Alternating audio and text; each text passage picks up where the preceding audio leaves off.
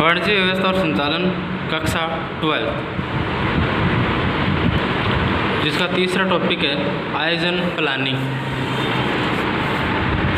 आयोजन, किसी भी कार्य को करने से पहले हम उस कार्य का आयोजन करते हैं, उसका प्लान करते हैं। ठीक है, तो व्यवसाय आर्थिक प्रवृत्ति है जिसका मुख्य उद्देश्य लाभ प्राप्त करना। इसीलिए व्यावसायिक इकाई को जो प्रवृत्ति करनी हो उस संबंध संपूर्ण जानकारी प्राप्त करके पूर्ण विचार विमर्श करना पड़ता है। जैसे कि कौन क्या कार्य कब किस प्रकार और कितने प्रमाण में करेगा, भविष्य के विषय का वर्तमान पूर्ण विचार करना उसका आयोजन कहलाता है। आयोजन सर्वव्यापी है, फिर से युद्ध का मैदान हो या खेलकूद का मैदान हो, व्यावसायिक इकाई राजकीय धार्मिक क्षेत्र इकाई हो या सामाजिक क्षेत्र हो, आयोजन प्रत्येक स्थल पर आवश्यक है। आयोजन, भविष्य में क्या प्राप्त करना और किस प्रकार, इसके लिए विविध विकल्पों का विचार करके उस विकल्पों की सूची में से श्रेष्ठ विकल्प बनाने के विषय की योजना तैयार की जाती है, उसे आयोजन कहते हैं। भविष्य में क्या प्राप्त करना या किस प्रकार, इसके लिए विविध विकल्पों का विचार करके उस विकल्पों की सूची में से श्रेष्ठ विकल्प अपनाने के विषय की योजना तैयार की जाती है, उसे आयोजन कहते हैं। विचार, व्यवसाय में जो प्रवृत्ति करनी हो उसे संबंध जानकारी एकत्रित करना, पूर्ण विचार विमर्श करना और ये प्रवृत्तियाँ किस प्रकार करनी है इस संबंधी योजना अर्थात आयोजन कहलाती है। व्याख्या, डॉक्टर बिलियो गेट्स के अनुसार आयोजन कार्य चुनाव का कार्य होता है। जॉर्ज टेरी के अनुसार आयोजन की योजना अर्थात परिणामों का पूर्ण विचार, कार्य को अनुसरण करने की नीति, सोपान और उपयोग की जाने वाली पद्धति निश्चित होती है।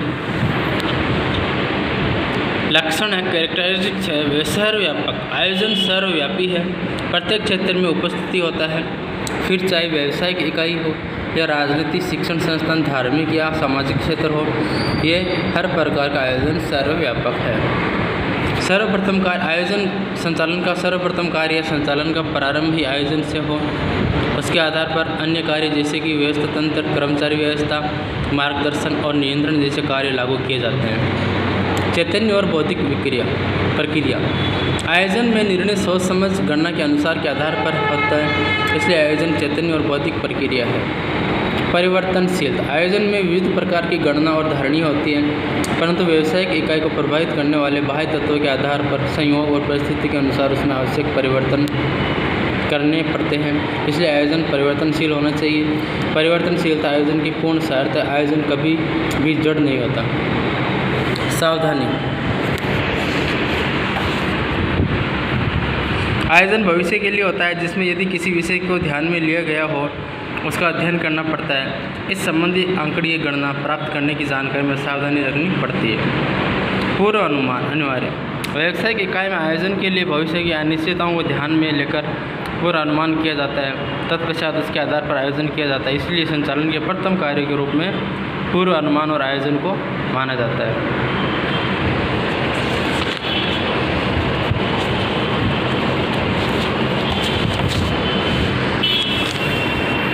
विकल्पों की सूची,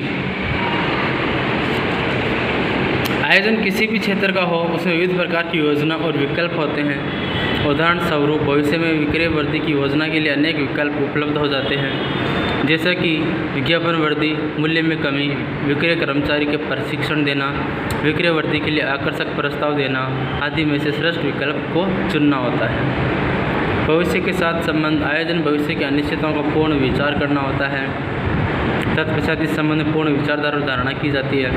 संक्षेप में भविष्य को वर्तमान मूल्यांकन करना और इस संबंध में व्यावसायिक व्यवस्था करना, इस प्रकार आयोजन का भविष्य के साथ संबंध होता है। आयोजन सतत निरंतर चलती प्रक्रिया है, व्यावसायिक इकाई के प्रारंभ से अंत तक करना ही पड़ता है।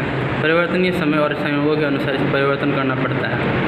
ध्येय लक्ष्य प्रवृत्ति, आयोजन भविष्य में निश्चित किए गए लक्ष्यों को पूर्ण करने के लिए किया जाता है, जिसमें संचालक लक्ष्य के अनुरूप लक्ष्यांक निश्चित करते हैं। लक्ष्यांकों को पूर्ण किया जा सके ऐसी वास्तविक हो तो लक्ष्य प्राप्ति सरल हो जाती है। वैसे आयोजन ध्येय लक्ष्य प्रवृत्ति है। निर्णय प्रक्रिया आवश्यक, आयोजन श्रेष्ठ विकल्पों का चुनाव जिसमें विविध प्रकार के विकल्प की पूर्ण धारा और धारणी की जाती है। तो उसमें से श्रेष्ठ विकल्प चुनकर योग्य निर्णय लिया जाता है, अर्थात आयोजन निर्णय की प्रक्रिया जरूरी है।